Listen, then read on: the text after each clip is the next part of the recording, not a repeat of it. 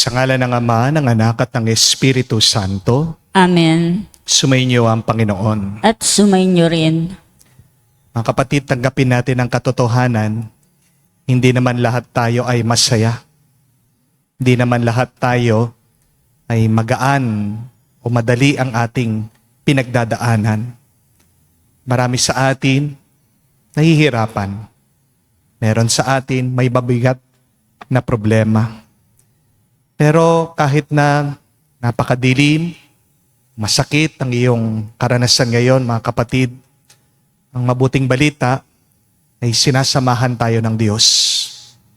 Araw-araw, tayo ay pinagkakalooban niya ng lakas at ng biyaya.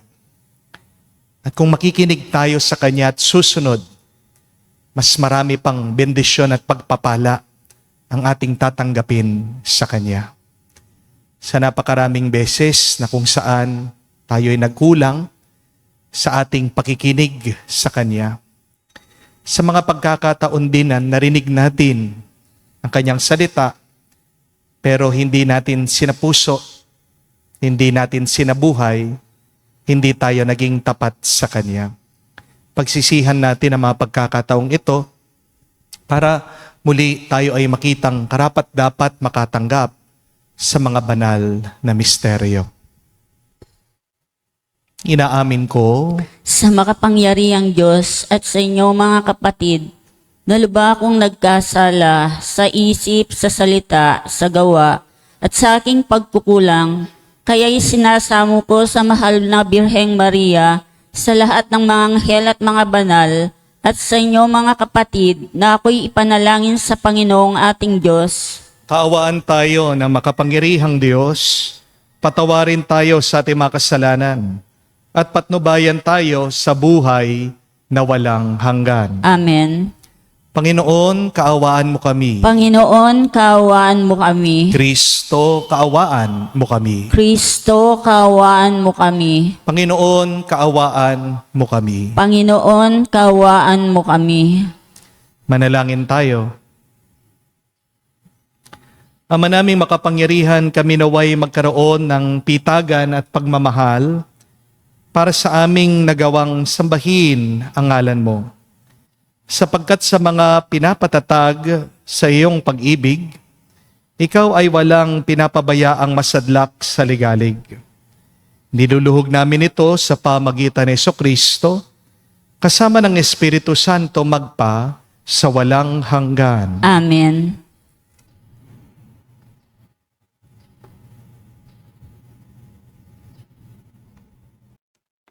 Pagbasa mula sa aklat ng Genesis. Hindi magkaanak si Sarai na asawa ni Abram, kaya naalala niya si Agar, ang alipin niyang babae, taga-Epto. Sinabi niya, Abraham, yamang pinagkaitan ako ng Panginoon ng anak, ang alipin kong sipingin mo, baka sakaling magkanak siya para sa akin. At pinaubaya nga ni Sarai sa kanyang asawa si Agar. 10 taon na si Abraham na nanirahan sa Kanaan nang ito'y nangyari. Matapos silang magsama bilang mag-asawa, nagdalantawa si Agar at ito'y pinagmalaki niya at inamak na si Sarai. Dahil dito, sinabi Sarai kay Abraham, ikaw ang dahilan pag-amak ni Agar sa akin. Alam mong ako ang nagkalob sa iyo ng alipin kong ito. Bakit niya ako'y nahamak ngayon siya'y nagdadalang tao? Ang Panginoon nang humatol kung sino sa atin ang matuwid. At sumagot si Abraham, ibinabalik ko siya sa iyo, at gawin mo sa kanya ang gusto mo. Pinagmalipitan ni Sarah si Agar, kaya ito'y tumakas. Sinalubong siya ng anghel ng Panginoon sa tabi ng isang bukal na nasa ilang. Ang bukal na ito'y malapit sa lansangan patungo sa sur. Tinanong siya, Agar, alipin ni Sarai, Saan ka nanggagaling at saan ka pupunta? Tumakas po ako sa aking Panginoon, ang sagot niya. Magbalik ka at pailalim ka sa kanyang kapangyarihan, wika ng anghel, at dinugtong pa. Ang mga anak mo ay para paparamihin, at sa karamihan hindi kayang bilangin. Di magluluwat, ika'y magsusupling, nga lang itatawag sa kanya'y Ismael. Dininig ng Panginoon ang iyong mga daing. Ngunit ang anak mo'y magiging mailap, hayop na asno ang makakatulad. Maraming kalaban, kahaway ng lahat, at di makikasama sa mga kaanak. Nagsilang nga si Agar ng isang lalaki, at ito'y pinangalang Ismael. No'y 86 na taon na si Abram. Ang salita ng Diyos. Salamat sa Diyos. Pasalamat tayo sa Diyos, kabuti niya'y lubos. Pasalamat tayo sa Diyos, kabutihan niya'y lubos. Magpasalamat sa Panginoong Diyos, pagkat siya'y mabuti, ang kanyang pag-ibig na hindi kukupas ay mananatili. Sino mga hahas upang magpahayag na siya'y dakila? Sino ang pupuri at magpapahayag ng kanyang ginawa? Pasalamat tayo sa Diyos, kabutihan niya'y lubos. At dapat magalak ang sino mang tawa na makakatarungan, nagawang matuwid at siyang adika na buong yang buhay. Pasalamat tayo sa Diyos, kabutihan niya'y lubos. Tulungan mo ako kapag ang bayan mo'y iyong kita. Sa pagliligtas mo'y isama sana ang likod mong haba, upang makita ko ang pag-unlad nila ay iyong hinirang. Kasama ng iyong bansang nagagalak, ako'y magdidiriwang. Pasalamat tayo sa Diyos, kabutihan niya'y lubos.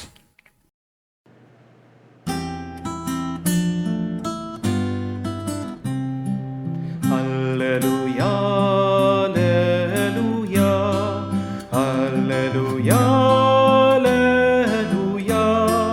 alleluia, alleluia,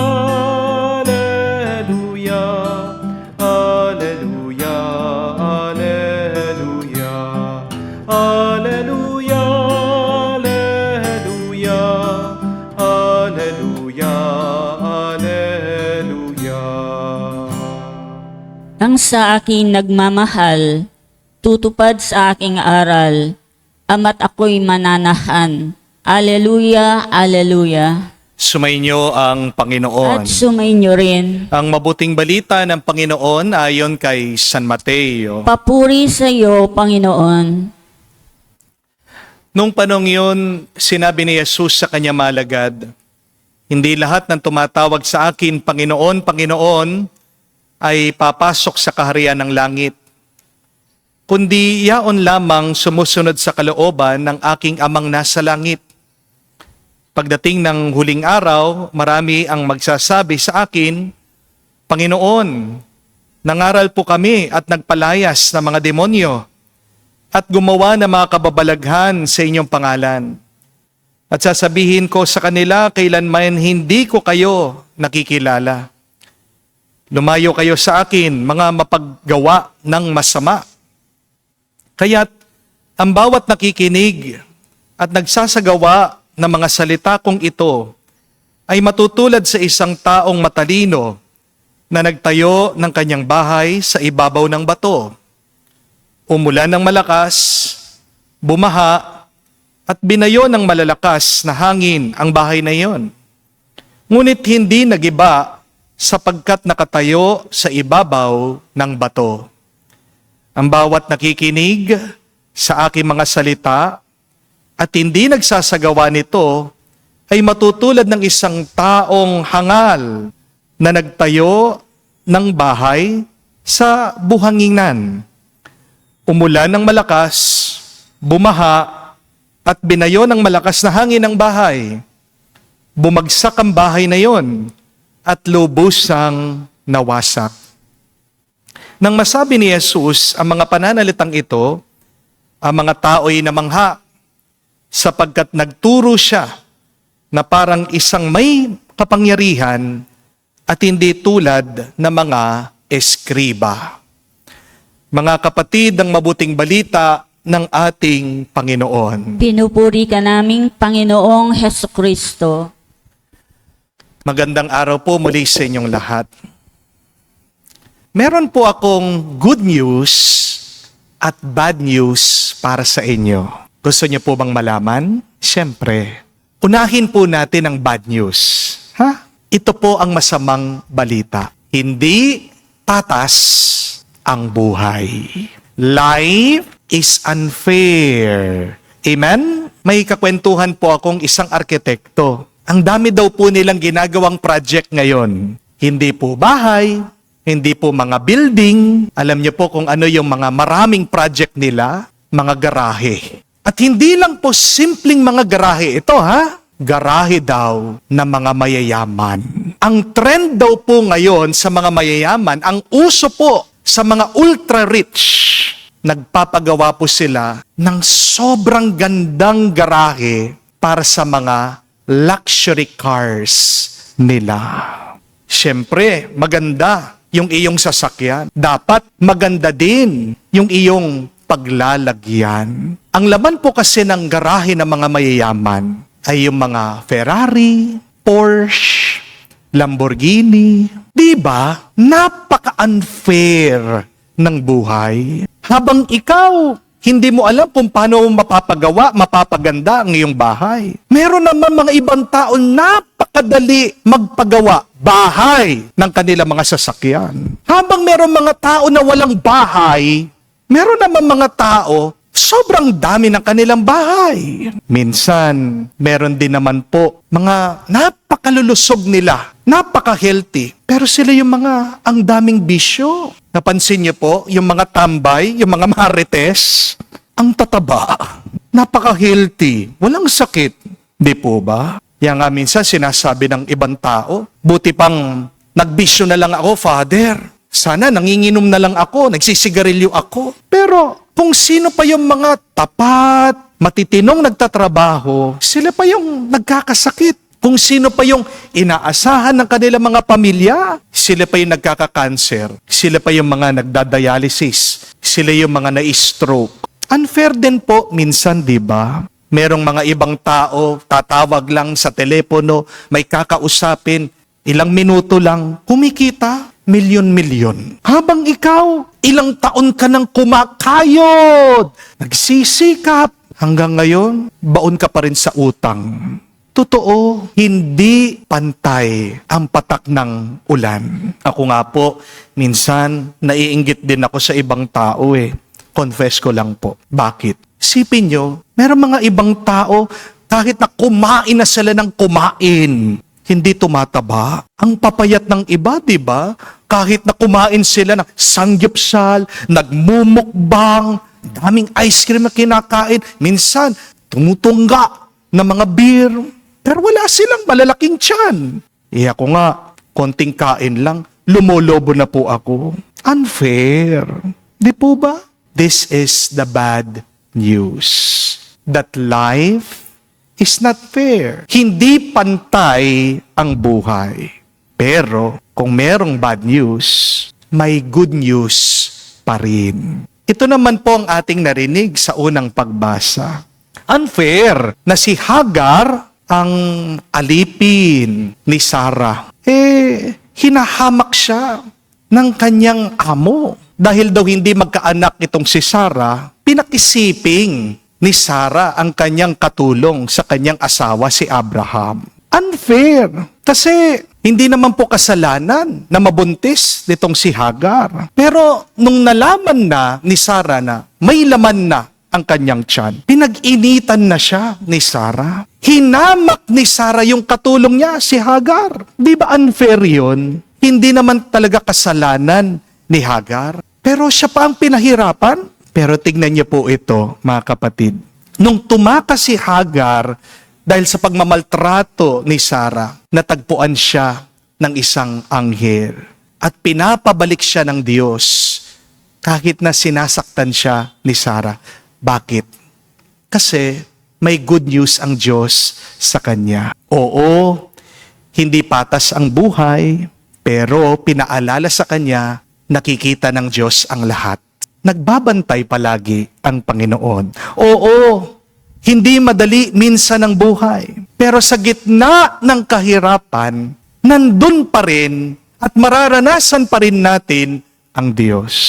Oo, hindi pantay ang buhay. Pero bandang huli, hindi lang papantayin ng Diyos ang ating buhay. Gagawa siya ng paraan para mag-umapaw ang kanyang pagpapala, ang kanyang grasya. Kahit daw sinaktan si Hagar, sabi ng Diyos, narinig niya ang kanyang dasal. Bandang huli, pinangako ng Diyos kay Hagar na magiging ina siya ng isang bansa. Magiging ina siya ng isang lahi. Ang pangalan po ng lahi ay ang mga Ishmaelites. Kaya tandaan niyo po itong mabuting balita, mga kapatid. Kahit na mag-umpisa na unfair ang buhay mo, matatapos pa rin yan sa grasya, sa pagpapala, sa pagmamahal ng Diyos.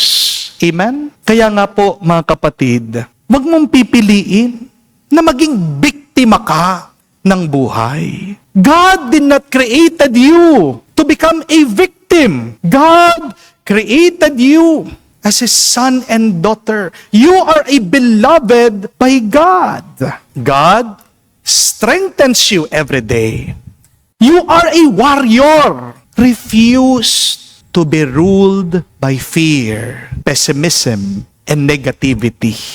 Huwag ka susuko, kapatid. Maging matapang ka. Harapin mo mga pagsubok ng buhay na may tuwa, pananampalataya, at pagmamahal. May lakas pa rin na binibigay ang Diyos sa iyo. Kaya mo ang buhay kahit na hindi yan patas o pantay. Oo, maraming bagay sa ating buhay ang hindi natin pinili. Hindi natin pinili ang ating pangalan. Maaring ang iba sa inyo hindi pinili na isilang sa isang broken family. Meron sa inyo hindi pinili na magkaroon ng katawan na mahina o may sakit. Marami sa atin pinanganak sa isang pamilya hindi naman na mayaman. Pero kahit na wala tayong choice sa umpisa ng ating buhay, may choice ka pa rin, kapatid, sa iyong kasalukuyan. May choice ka pa rin kung paano mo tatapusin ang kwento ng buhay mo. Kapatid, huwag kang malulungkot dahil masamang nag-umpisa ang buhay mo. Kasi ang mahalaga, may magagawa ka pa. Ang mahalaga, may ginagawa palagi ang Diyos. At umasa ka, may happy ending pa rin. Amen? Ang sabi nga po ng bilyonaryo na si Bill Gates, it is not your fault if you are born poor, but it is your fault if you die poor. Hindi mo kasalanan kung nag-umpisa ka na walang pera, na nahihirapan, pero kasalanan mo na kung mamamatay kang dukha. Bakit? Kasi ibig sabihin, wala kang ginawa. Amen? Sa ating pong ebanghelyo, pinapaalala sa atin ni Jesus na magiging matatag ang ating buhay kung makikinig tayo at susunod sa salita ng Diyos. Jesus said that a person who listens and acts on the words of God is a wise man who builds his house on solid ground. Isang mabuting balita na naman po ito para sa atin, mga kapatid. Kahit na unfair ang buhay mo, hindi naman tayo hahayaan ng Diyos na harapin ito na wala tayong sandata, na wala tayong kaalaman. Alam po natin ang kasabihan that knowledge is power.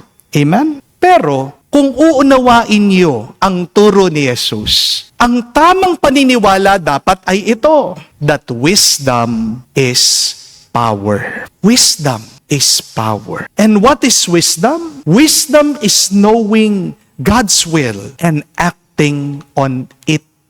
Matalino ka, kapatid. Marunong kang marunong. Kung yung alam mo na pinapagawa ng Diyos sa iyo ay gagawin mo. Dahil kung tapat ka sa Diyos, may naghihintay sa iyo. Hindi lang pagpapala, kung hindi umaapaw na pagpapala. When you are obedient to God's will, you will see that you will not only receive blessings, but blessings upon blessings. Kapatid, huwag mong sisisihin ang Diyos. Bakit masama ang buhay mo ngayon? Sisihin mo ang sarili mo. Baka naman hindi ka nakikinig sa Kanya at baka naman kahit na alam mo na kung anong pinapagawa ng Diyos sa iyo, hindi mo pa rin siya sinusundan. Amen? Kapatid, tigilan mo na yung pagmumukmok. Tigilan mo na yung pagrereklamo. Wala naman mabuting maidudulot sa iyo yan eh. Tanggapin natin ang masamang balita. Lahat naman tayo nararanasan yan eh. Hindi patas ang buhay. That life is not fair. Pero mas marami pa ring mabuting balita. Tutulungan tayo ng Diyos. Nakabantay ang Diyos sa pinagdadaanan mo. May sandata na pinagkakaloob ang Diyos sa iyo para magtagumpay ka sa buhay na ito. Yan ay ang kanyang karunungan. Kung lalaban ka lang, magsusumikap ka, kung hindi ka titigil, magpapatuloy ka, at kung magiging tapat ka sa Kanya, makikita mo, oo, masama man ang umpisa mo, pero magiging maganda ang katapusan mo. We might not have any choice how we started. And yet, God gives us the freedom and the power to make a happy ending. Kung makikipagtulungan ka lang sa Diyos, nakikita mo ang katapusan mo ng iyong buhay, napakaganda, napakabuti, at puno, umaapaw pa ng pagpapala. Amen.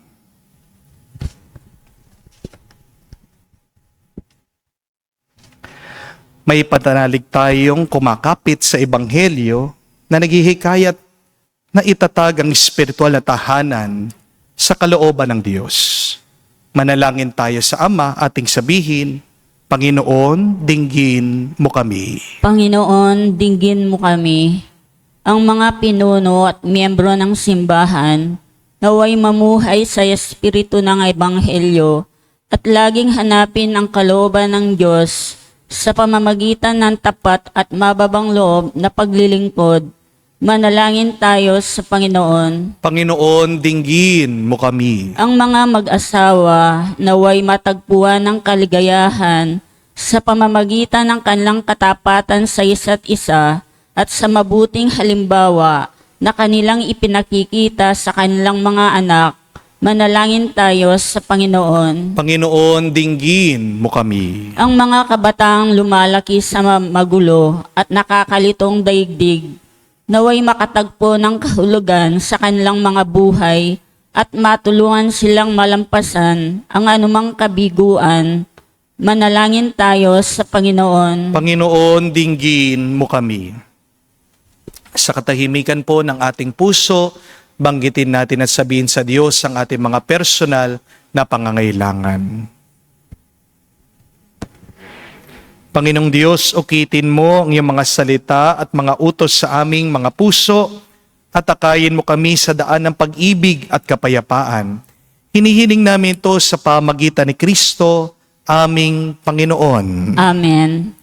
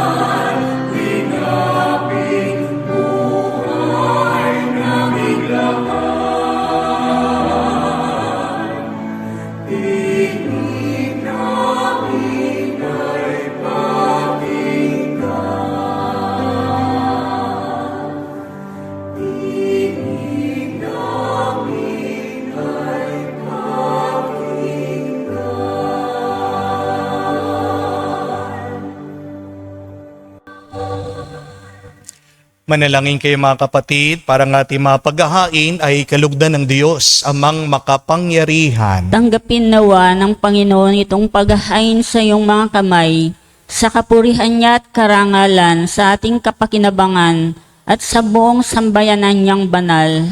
Ama naming lumikha, tanggapin mo ang aming paghahain ng pagpupuri sa iyong kabutihan sa amin. Sa dulot nawa nitong kadalisayan, kami naway makapag-alay ng iyong kinalulugdan. Sa pamagitan ni Jesucristo kasama ng Espiritu Santo, magpa sa walang hanggan. Amen. Sumainyo ang Panginoon. At sumainyo rin. Itaas sa Diyos sa inyong mga puso at diwa. Itinas na namin sa Panginoon. Pasalamatan natin ang Panginoong ating Diyos. Marapat na siya ay pasalamatan. Ama naming makapangyarihan, tunay nga marapat ikaw ang aming pasalamatan. Pinagbibigyan mo itong aming maihayag, kahit na ito'y walang anumang maidaragdag. Sa kadakilaan sa iyo ay likas. Sa pagpupuri namin ang nakikinabang, ay kami rin namang iyong pinakikiharapan sa pamagitan ng iyong anak na minamahal.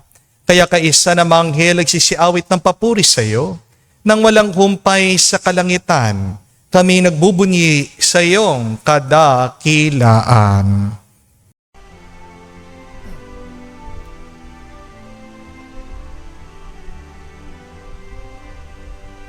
Santo, Santo, Santo, Panginoong Diyos ng mga hukbo, napupuno ang langit at lupa ng kadakilaan mo. Hosana, Hosana, sa kaitaasan, pinagpala ang naparirito sa ngalan ng Panginoon. Hosana, Hosana, sa kaitaasan. Hosana, Hosana, sa kaitaasan.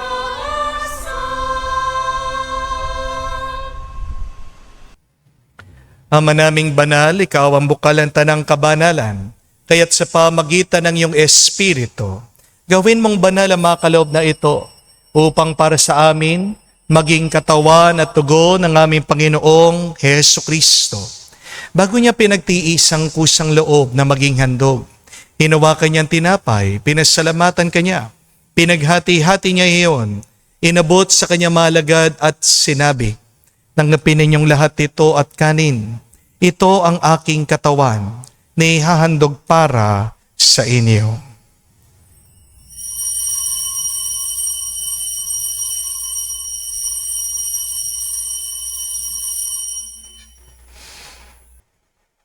Gayon din naman na matapos ang hapunan, hinawakan niyang kalis.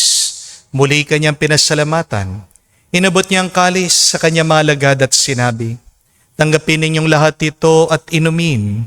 Ito ang kalis ng aking dugo, ng bago at walang hanggan tipan. Ang aking dugo na ibubuhos para sa inyo at para sa lahat, sa ipagpapatawad ng mga kasalanan. Gawin ninyo ito sa pag-alaala sa akin."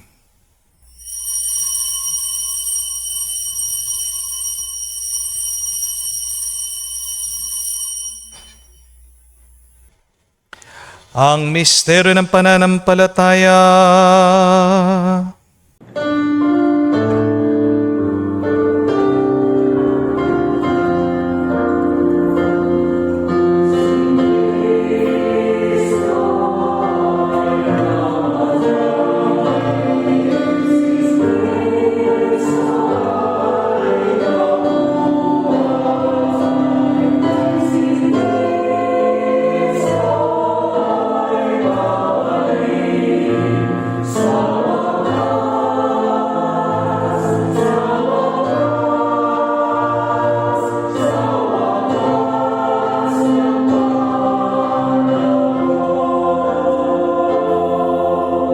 Ama, ginagawa namin ngayon ang pag-alaala sa pagkamatay muling pagkabuhay ng iyong anak. Kaya tinialay namin sa iyong tinapay nagbibigay buhay at ang kalis na nagkakaloob ng kaligtasan. Kami nagpapasalamat dahil kami yung minarapat na tumayo sa harap mo para maglingkod sa iyo. Sinasamo namin kami magsalo-salo sa katawan at dugo ni Kristo ay mabuklod sa pagkakaisa sa pamagitan ng Espiritu Santo. Amalingapin mong iyong simbahan, laganap sa buong daigdig. Puspusin mo kami sa pag-ibig. Kaisa ni Leon, ang aming Santo Papa, si Florentino, aming Arsobispot ng Tanang Kaparian. Alalahanin mo rin ang aming mga kapatid na nahimlay may pag-asang sila'y muling mabubuhay. Gayon din naman lahat ng mga pumanaw. Kawan mo't sila't patuloyin sa iyong kaliwanagan. Kawan mo't pagindapating kaming lahat na makasalo sa iyong buhay na walang wakas. Kaisa na Mahala Birhen Maria, Ina ng Diyos, kaisa ni San Jose ang kanyang maluwalhating esposo, kaisa na mga apostol, lahat ng mga banal na namuhay dito sa daigdig na kalugod-lugod sa iyo. May pagdiwang nawa namin ang pagpupuri sa kararangal mo sa pamagitan ng iyong anak, aming Panginoong Heso Kristo. Sa pamamagitan ni Kristo, kasama niya at sa Kanya, ang lahat ng parangal at papuri ay sa iyo, Diyos Ama, makapangyarihan, kasama ng Espiritu Santo, magpasawalang hanggan. Amen, amen, amen. Sa nakakagaling na utos sa turo ni Jesus sa Panginoon natin na Diyos, ipahayag natin ng lakas loob.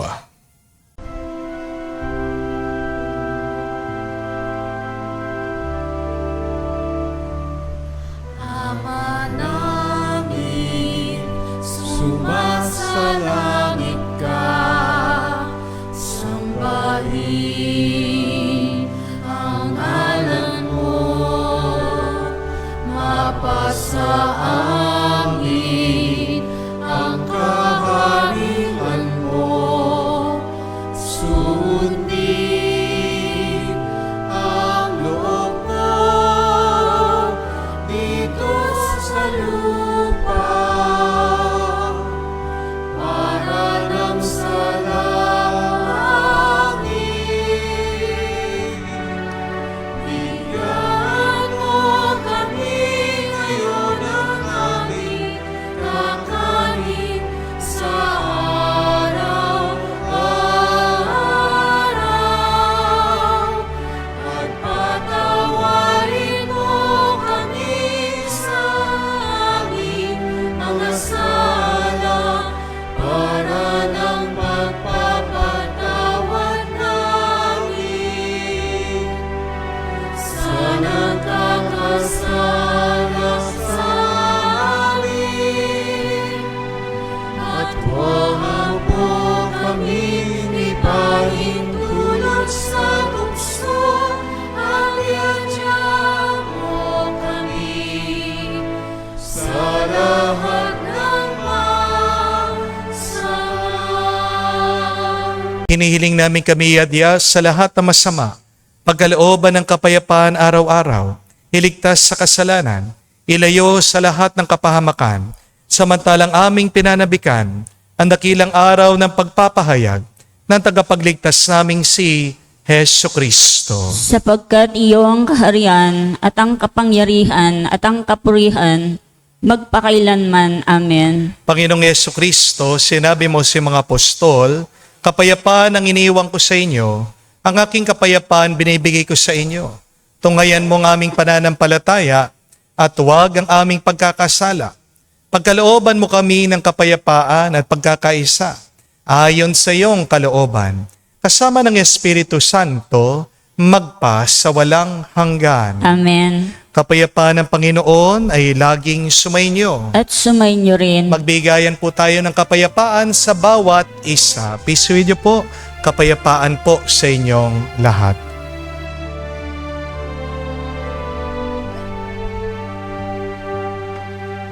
Kordero ng Diyos na nag-aalis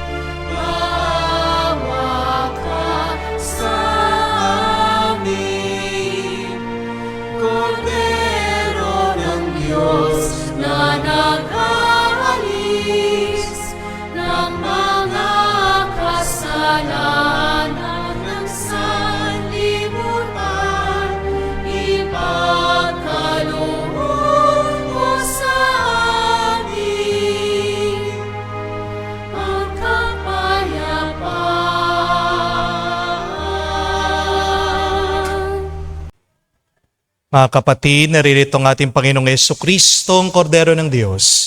Siya nag-aalis sa mga kasalanan ng sanlibutan. Mapalad tayong lumalapit sa piging ng Kordero. Panginoon, hindi ako karapat-dapat na magpatuloy sa iyo, ngunit sa isang salita mo lamang ay gagaling na ako.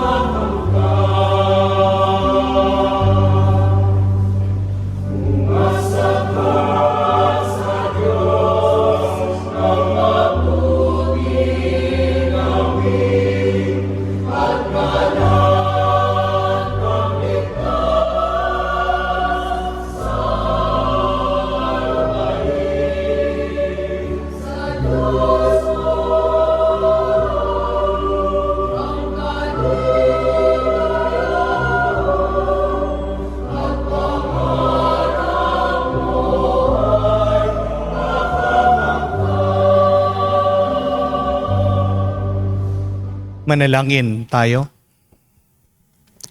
Ama naming mapagmahal, kami na kinabang sa katawan at dugo ng iyong anak ay sumasamo sa iyong habag upang ang aming taimtim na ginanap ay maging pagtanggap namin sa tiyak mong pagliligtas.